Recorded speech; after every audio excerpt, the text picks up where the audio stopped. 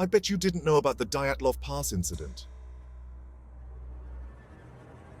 इस वीडियो में हम डायटलोव पास घटना की सच्ची घटनाओं से प्रेरित एक हॉरर कहानी प्रस्तुत कर रहे हैं।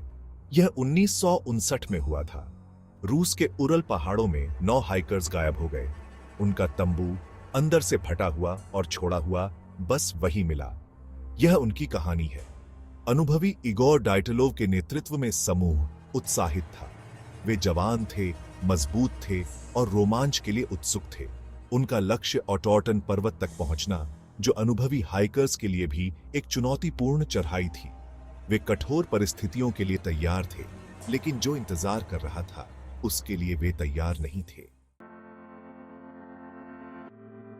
हवा ताजा थी। सर्दियों की सुबह की ताजगी ने सभी को एक नई ऊर्जा से भर दिया था। हर सांस में ठंडक थी, लेकिन दिलों में गर्मजोशी थी। बर्फ उनके जूतों के नीचे कराह रही थी।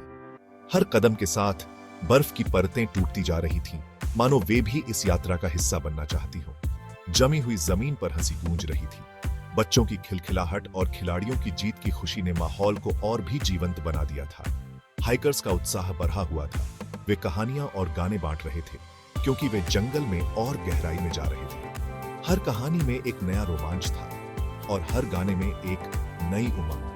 उनकी सांसें ठंडी हवा में बादल बना रही थी, जो उनके बीच की गर्माहट के बिल्कुल विपरीत थी। ठंड के बावजूद उनके दिलों में एक अजीब सी गर्मी थी, जो उन्हें आगे बढ़ने की प्रेरणा दे रही थी। दिन रात में बदल गए। सूरज की आखिरी किरणें बर्फ पर पड़ते ही एक सुनहरी चमक बिखेर रही थी और धीरे धीरे अंधेरा छा रहा था। हाइकर्स ने अपनी यात्रा को डायरियों और तस्वीरों में सावधानी से दर्ज किया। हर पल को संजोने की कोशिश में वे अपने अनुभवों को शब्दों और तस्वीरों में कैद कर रहे थे। उन्होंने ऊंचे देवदार के पेड़ों के बीच अपना डेरा स्थापित किया। उनके तंबू मोनोक्रोम पृष्ठभूमि के खिलाफ रंग का छींटा थे। थकान के बावजूद उनके चेहरों पर संतोष की झलक थी।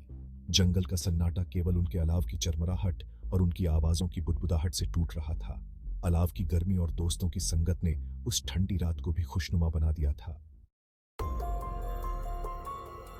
एक शाम समूह पर एक अजीब सी बेचैनी छा गई। ये बेचैनी हवा में घुली हुई थी, जैसे कोई अदृश्य शक्ति उन्हें घेर रही हो।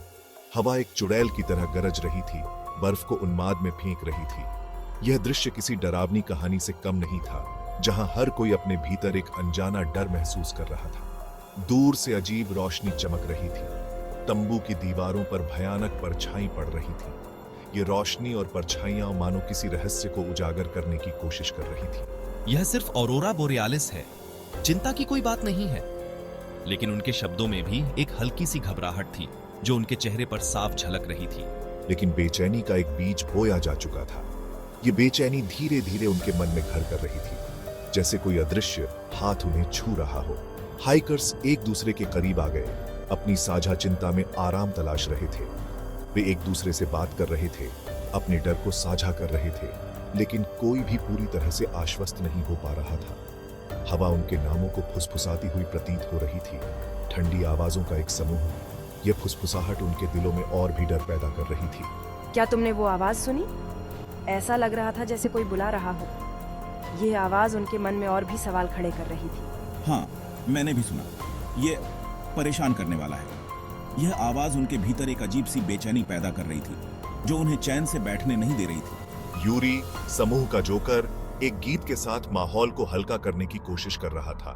वह जानता था कि इस समय हंसी और खुशी की कितनी जरूरत है। चलो यूरी, हमें कुछ अच्छा गाकर सुनाओ।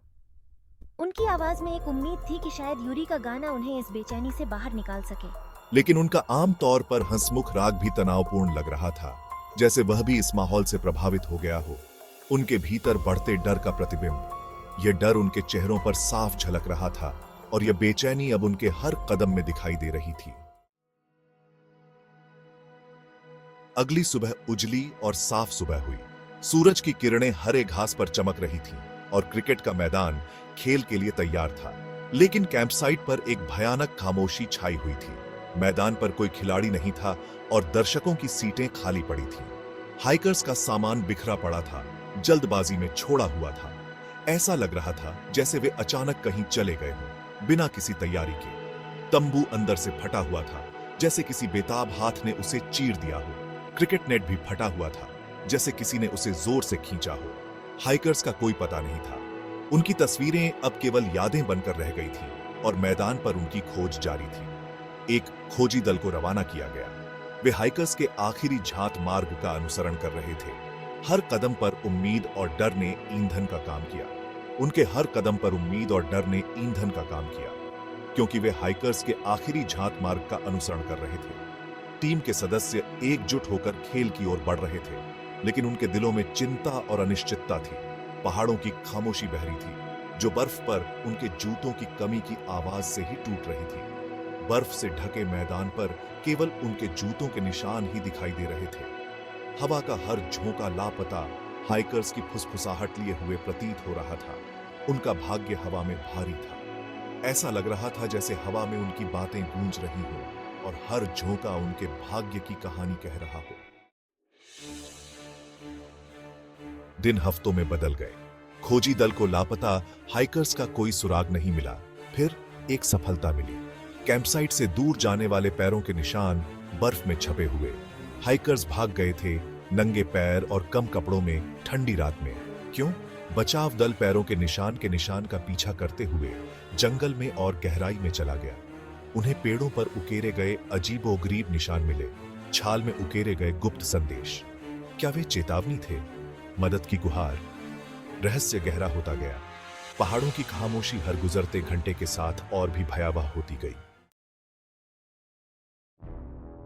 फिर पहली भयावह खोज। एक शरीर बर्फ में आधा दबा हुआ। यह यूरी था। उसका चेहरा एक खामोश चीख में जम गया था। उसके कपड़े फटे हुए थे। उसका शरीर एक अप्राकृतिक कोण पर मुड़ा हुआ था। मौत का कारण हाइपोथर्मिया, लेकिन कुछ तो गड़बड़ थी। बचाव दल भयभीत था। आखिर किस बात ने इन अनुभवी हाइकर्स को आधी रात को अपने तंबू से नंगे पैर और बिना तैयारी के भागने पर मजबूर कर दिया? और उन्हें किसने मारा? सवाल हवा में भारी थे। खामोश पहाड़ों से गूंजती हुई अनुत्तरित फुसफुसाहट। बाद के हफ्तों में अन्य हाइकर्स के शव मिले। हर मौत रहस्य में डूबी हुई थी। कुछ को आंतरिक चोटें इतनी गंभीर थीं कि वे केवल एक विशाल शक्ति के कारण ही हो सकती थीं। दूसरों की त्वचा पर अजीब रंग थे और उनके बाल समय से पहले सफेद हो गए थे। आज तक डाइटलोव दर्रा हादसा अनसुलझा है। क्या यह हिमस्खलन था? एक सैन्य प्रयोग गलत हो गया, या कुछ और भयावह? पहाड़ अपने राज अपने पास रखते हैं। खामोशी बनी रहती है, रहस्य बना रहता है।